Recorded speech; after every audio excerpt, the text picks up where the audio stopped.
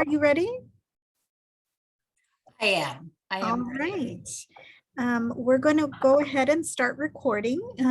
If there are other people who would like to view this at a later time. So I'm going to go ahead and start recording.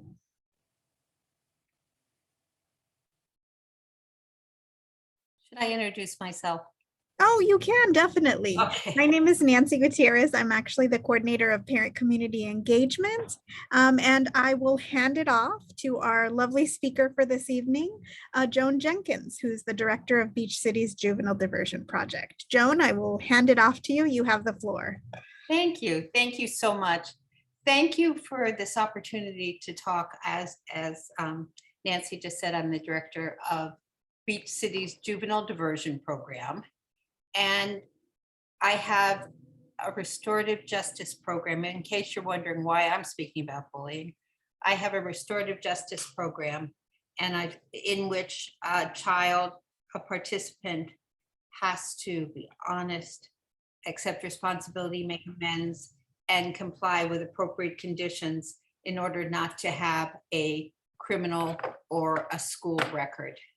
And so often I do see kids who are bullied or doing the bullying themselves. So I'm here today to talk about bullying and cyberbullying and how to prevent what is preventable. We need to know how to respond if it happens to our kids, in our schools, in our communities. And it's important to have an awareness of when our kids are in trouble. I think that these steps will help.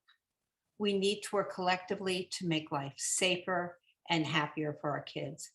And keeping our beloved children safe is so pertinent and difficult to speak about right now.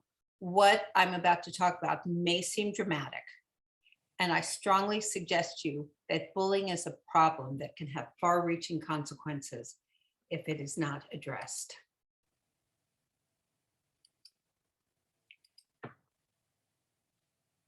Bullying stays with kids.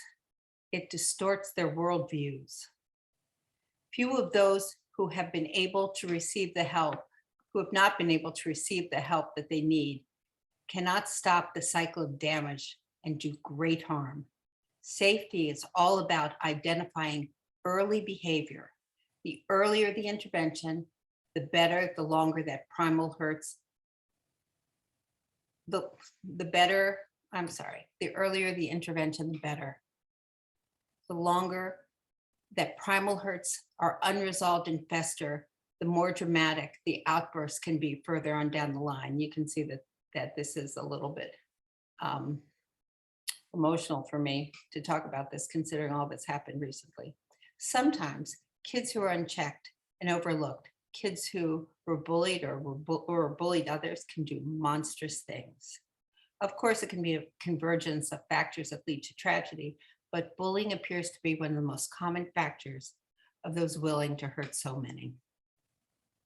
Mean and unkind things can happen to our children or can be caused by our children, and we can help in several concrete ways. There are strategies that are successful, and this afternoon, I would like us to talk about what I think are the underlying causes that lead to bullying. I'd like us to talk about the steps to take to help change the dynamic so that those who bully stop and so that the targets of bullying can heal. We need to talk about what is bullying and what is not bullying. Not every rotten thing is bullying. And what we can do as friends, as family, as schools, and as communities to champion an environment that is less susceptible to bullying. So as director of juvenile diversion, I've worked very often with those who bully. I have worked very often with those who have been bullied, and I've worked with those who have done both. And I've worked with those who have stood by and just let it happen. I have found that in the majority of these instances that I've dealt with, there is a possibility of nurturing self-awareness and behavioral changes. Kids who bully really can do better. And kids who have been a target can learn to hold their heads high. And kids who look away can take supportive measures. Now, please notice, I try not to say bulliers. I try to say kids who bully because I want to see the whole person so that I can help foster a more positive road. And I try not to say victim because victim is a really hard thing to live with. I try to say target. I don't always do that, but I am trying. When we see bullying amongst our children, it's easy to react to poor behavior with a shrug and a simple explanation. It's easy to say it's kid stuff. Boys will be boys, girls will be girls. But this is simply not true. While some can brush off these exchanges, there are so many incidences that have resulted in self-harm and harm to others. I'm here to help us identify the issue and develop a vocabulary that can address these behaviors at the root cause. Let's begin by understanding what bullying is and discussing steps that we as parents can take and protocols that we can put in place that will work to curtail the early stages of bullying. Now, the CDC definition of bullying is threefold. Unwanted aggressive behavior intended to cause harm. Now, that aggressive behavior can be physical, it can be emotional, it can be social. Behavior between two people with observed or perceived power imbalance, the stronger preying on the weaker. And 3, repetition or threat of repetition of the bullying behavior. On the other side, let's talk about what is not considered bullying.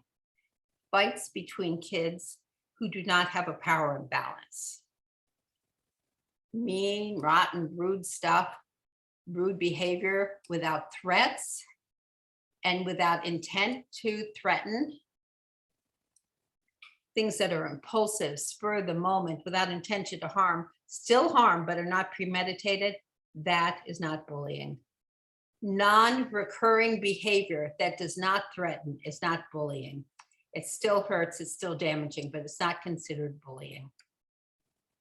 With that established, let's ask, what's the difference between cyberbullying and bullying? Cyberbullying is a form of bullying, of course, the unwanted physical aggression, the imbalance, either real or perceived, and the intent to do harm and repetition. But this time, the sender is using electronic and digital platforms. Cyberbullying is so insidious because photos, false rumors, unpleasant true statements, verbal attacks, and adulterated photos and memes, photos that have been altered can be sent to group chats, often with a target involved in the group chat, group texts, often with a target involved, or individually with friends and possibly strangers. Strangers can hack into chats, group texts, or strangers can ask to be included. And even though they don't know who it is, people sometimes allow strangers in just to have more people in the chat.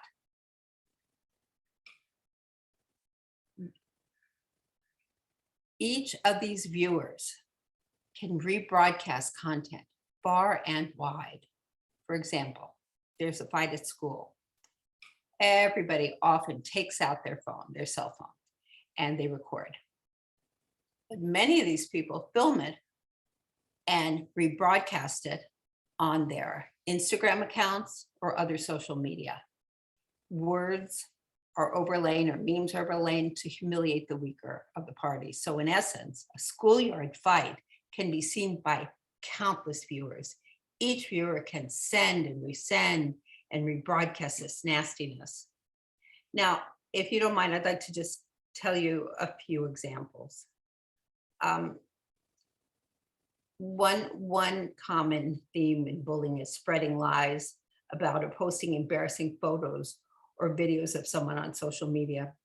A couple of years ago, I had a case of a young woman who had extensions in her hair, the pieces of hair that make your hair longer. And she posted several pictures of herself.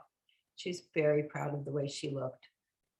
People took those pictures, they overlaid nasty comments, memes, and drew nasty things on her picture of herself, sent it, resent it.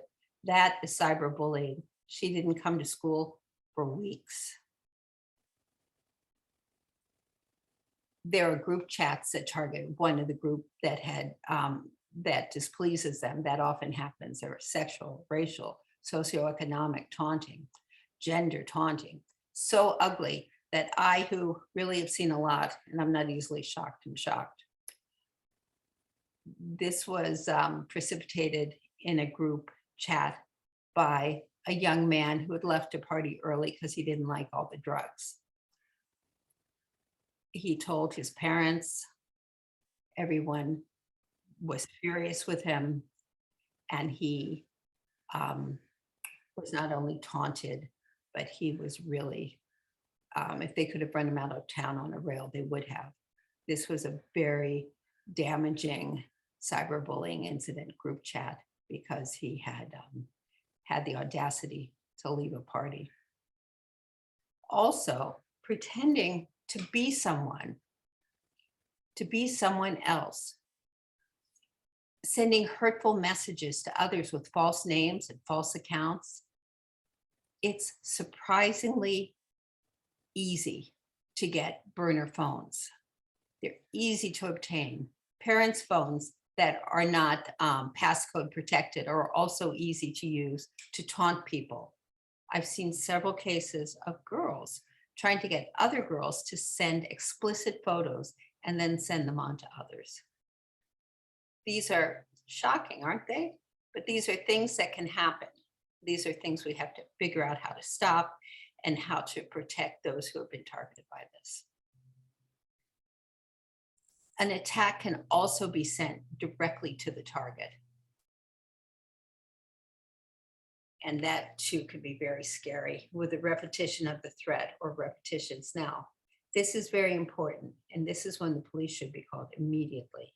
If there is online harassment that intentionally places a recipient in reasonable fear for her safety or his safety or their safety, or the family, the immediate family of the recipient, that is a crime. The police should be called immediately. If there's a single incident of online harassment that includes obscene language or threatening language, that too is considered a crime that the police should be called immediately. But let's get into this. Oh, and I want to say, please, I will have plenty of time to answer any questions. If you'd like to ask them in person, that's fine. If you would like to write them in the chat, that's fine. I know that this might be a subject that a lot of people have questions about. Let's think in terms of conflict resolution.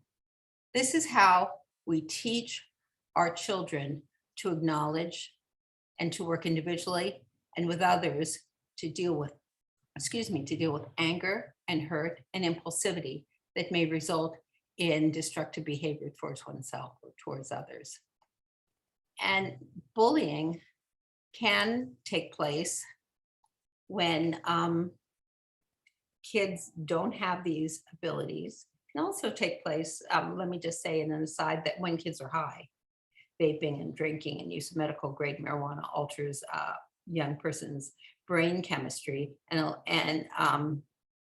really restricts the area, the prefrontal cortex that judges behavior and prevents impulsivity. So that's important to know as well. Let's ask, who is doing the cyberbullying? Cyberbullies are rarely evil kids. Some of them are our kids. How can our kids be so hurtful? Okay, so I don't think that technology alone makes people more self-centered or less empathetic, but I think when one speaks in a vacuum, this can encourage words and actions that can be sent before one's conscience sets in. When there are no reactions, when there are no images or faces of kids who are hurt or mortified. Kids are willing to say things that are unkind. And to add to this, kids can be affected by a mob mentality in group chats and texts. They laugh or join in because they are just so glad they are not being targeted themselves. Next, let's talk about what is fundamentally behind resorting to bullying. It's been my experience that at a very primal level, bullying behavior stems from not knowing how to effectively handle conflict and anger and inner turmoil and big feelings. It's easy to pass that anger and ill will to someone who does not appear to have the power to fight back. And now, think of this in terms of COVID and the aftermath of COVID. Think about this in terms of the stress and the insular lives that we experienced with COVID. One social ill effect of the pandemic was the necessity of so much online usage. For Zoom school during quarantine, right? And social platforms became the main way many of our children communicated. It was easy to slip into inappropriate communications without the checks and balances of school and school community and structured socialization. And I think that this is having a lasting effect. It's excellent. And I think it's wonderful that schools teach and encourage positive behavior. But I think in concert with this, we must also learn how to address the dark side of human nature. We must learn how to address discord and conflict and hurts in a constructive manner. Most bullies bully because they have never learned to exert power and handle conflict in a meaningful way. Now think about this. Once we realize this, bullies really do lose some of their power. As we think towards ways to lessen bullying and cyberbullying, we need to acknowledge the hurts of the targets as we begin the healing process without shame and without embarrassment. But we also have to confront the underlying problems of the bullier and teach them how to bring these struggles into the open before they continue to act out of anger and hurt towards those who may seem like easy prey. We can encourage remorse more effectively if we emphasize growth and honorable behavior rather than creating a shame spiral. Let's delve further. What can we do? How can we curtail this? Let's talk about protocols. Social media protocols. Instill in your child that self-worth is not contingent on the number of likes you receive. Oh, that is easier said than done, I know. But so much social bullying comes in the form of comments or DMs on social channels. And having a pulse of your kids' 1, 2, 3, 4 Instagram accounts or Snapchat or TikTok is a good indicator of what they're going through, what they're thinking, where they are. I've also seen children hurt and humiliated being the brunt of a TikTok challenge that results in actual physical harm or public embarrassment. And I have seen TikTok challenges target others in a really ugly way with racial epithets, with vandalism, with violence. Now, it seems to me that it's impossible to eradicate social media. And a lot of social media is just fine. A lot of TikTok is dancing and recipes, but there's a lot that's unhealthy and can create a platform for antisocial behaviors without our kids even knowing it. In effect, there are people who try to recruit kids towards unhealthy and antisocial behavior. So what we need to do is be a safe place for your child. It's let them be on social media, but let them know that you will be vigilantly monitoring. And here's another hard thing to do. Nobody likes to be vigilantly monitored, but it's a matter of safety. And I think as parents, we need to drum that home, that it is a matter of safety. Set time limits. Talk to your kids about these things. Respect their privacy, but also remember the buck stops with you. TikTok requires users to be at least 13, but many younger kids are on the platform. The settings automatically default to private for kids 13 to 15, and encourage your kids to keep their profiles private, but only you can make sure that their profiles are private. If your child wants to get on TikTok, you can start in what I think is actually a great way. You can start by sharing an account with them using the app's family pairing feature. There you can see what your kids are watching and what they're posting. But remember, your kid can create a different account with a different email address and a different phone number. Also, in the digital well-being section of the app settings, screen time management feature and restricted content features are really great. These are just a few easy steps where you can keep an eye on your child's social activities without being too obvious, without being too much of a hindrance to their branching out. And I know this seems like a lot. I know that it's just one more thing for overwhelmed, overworked people to do, but simple acts of vigilance now can keep your child safe and can encourage a foundation of constructive interaction and conflict resolution that really can go on for a long time. What do we do as friends and allies? We can support targets of bullying. We can show compassion and kindness. Just because you're part of a group, just because you're part of a conversation, doesn't mean you have to comment, doesn't mean you have to laugh. The very act of not doing anything is a statement. It's a statement that I don't go along with this. And often, but only if it's safe, only if you feel safe, tell the bullier or the bulliers privately or publicly to stop the bullying. Sometimes a private message will break the spell. That's happened in several cases of people who had been bulliers who now are telling others to stop bullying, but she tells them only privately.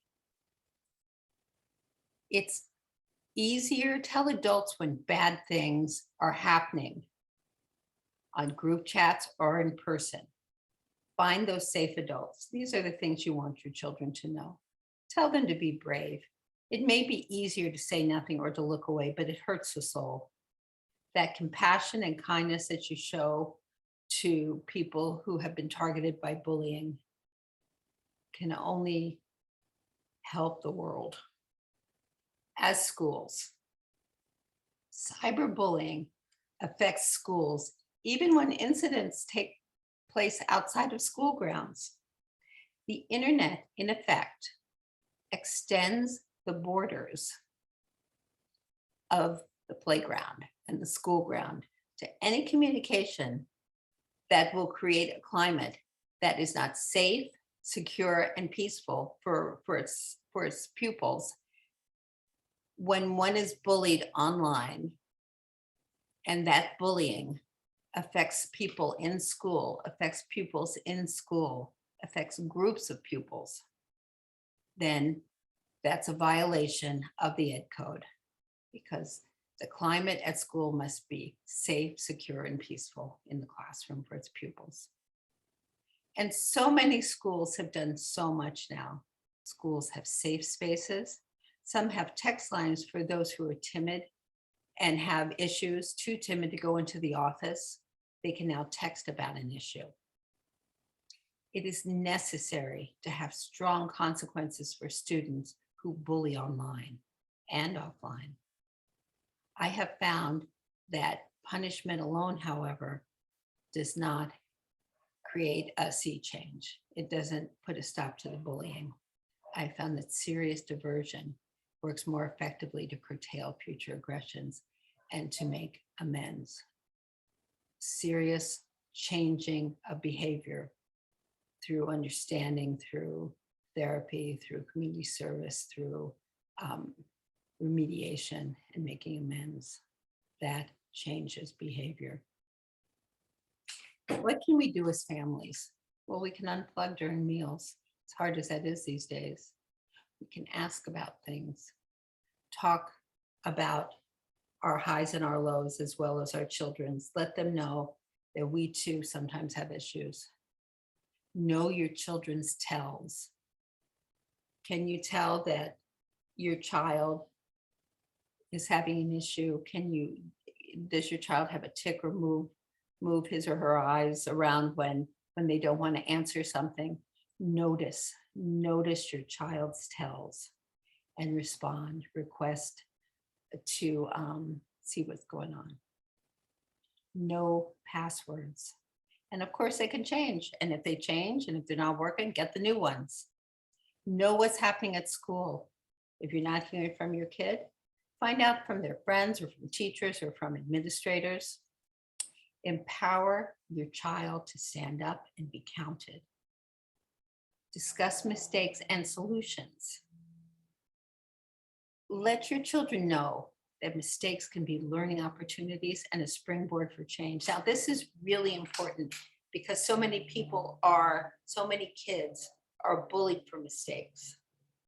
But to let them know that everybody makes mistakes, that is a tool of empowerment. Let them know that embarrassment does not last forever. I mean, that's sort of a small thing to say, but for kids who never want to go to school again, let them know that this too shall pass. Be the circle of trust and safety for your child and for your school and for the community. Let them know that you are there to protect them. And of course you're there to protect them, but sometimes it's just good to let them know. What is helpful in private cyberbullying? Well, these are the things that I have found to be very helpful when people are bullying just a child individually or being the bullies. Know your child's privacy settings. Look on the platform, look on the internet, find out the optimal settings for your child's safety and for decency, find out what the settings should be. Before responding to an aggressive or nasty post or text, take a deep breath. Do not pile on. Do not feel the need to defend yourself. Get the heck off the conversation. Get out of it. Don't be part of that. Do not accept friends' requests from strangers. Make sure that your child is only communicating with people they know, and hopefully you know. A lot of strangers are requesting to be friends, and a lot of kids want to have as many friends as possible. So they're willing to accept strangers, but sometimes strangers can really be dangerous.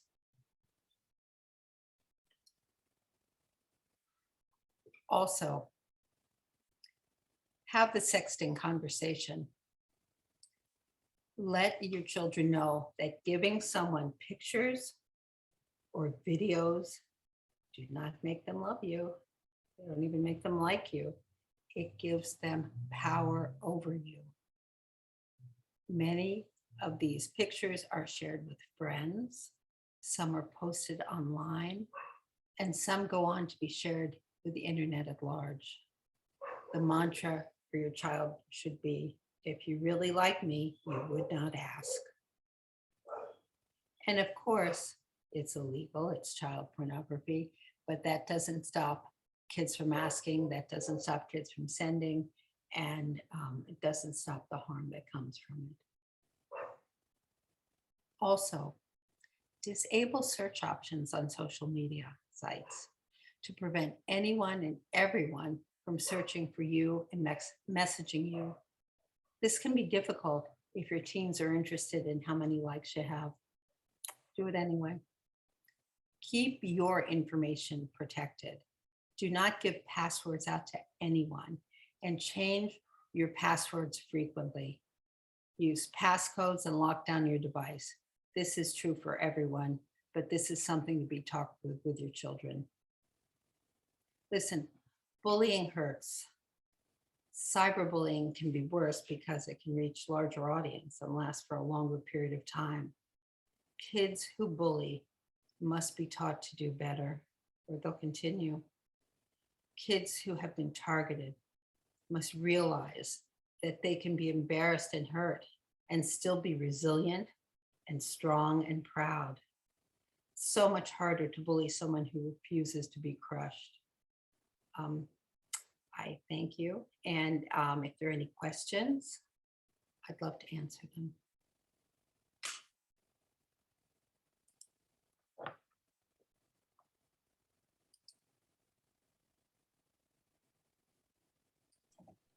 You can either unmute yourself, or if you'd like to type any questions into the chat, whatever you feel most comfortable, if anybody has any questions.